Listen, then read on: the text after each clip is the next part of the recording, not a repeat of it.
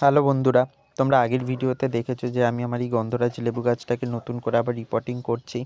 তো গাছটার কী বলো তো, অতিরিক্ত রুটস হয়ে গিয়েছিল, যার ফলে হয়তো গাছে ফলন আসছিল না।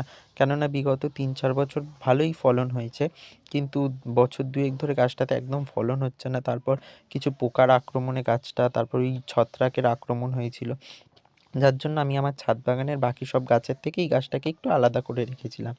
তো আজকে যেহেতু সময় ছিল, তো তার জন্যই আমি নতুন করে আবার রিপোর্ট করলাম গাছটাকে। গাছটা তোলার পর দেখছি এত রুটস হয়ে গেছে, আমি সাইড রুটসগুলো কিছু কাঁচি দিয়ে কাটিং করে দিলাম। উপরের ডালপালাগুলো কেটে তারপর তো তোমরা দেখলেই আগের ভিডিওতে আমি একটা, মানে যেই ড্রামে ছিল সেই ড্রামেই কিছুটা সবজির খোসা, তার উপরে মাটি, তার উপরে দিয়েছি শুকনো গোবর সার, তার উপরে মাটি দিয়ে আমি আবার গাছটাকে নতুন করে প্রতিস্থাপন করলাম। এবার গাছটার গোড়া আর কিছু পরিমাণে মাটি দিয়ে নিচ্ছি, দিয়ে জল দিয়ে আমি একটা ছাওয়াযুক্ত জায়গায় এখন 2-3 দিন রেখে দেবো। 2-3 দিন পর এটাকে আমি পুরো সানলাইটে দিয়ে দেবো, যার ফলে থাকবে। এবং তখন যে ছোট ছোট পাতাগুলো বেরোবে, প্রতিটা পাতার গোড়া থেকে গাছে ফুল চলে আসবে, এবং সেই সময় তখন গাছে খাবারের প্রয়োজন হবে। তখন আমি গাছে দেবো পটাশ, সুফলা, সর্ষের খোল।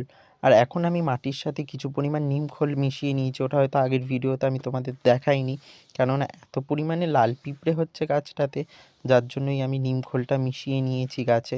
আর দেখো, গাছটাকে নতুন করে রিপোর্ট করার ফলে এরকম অবস্থা।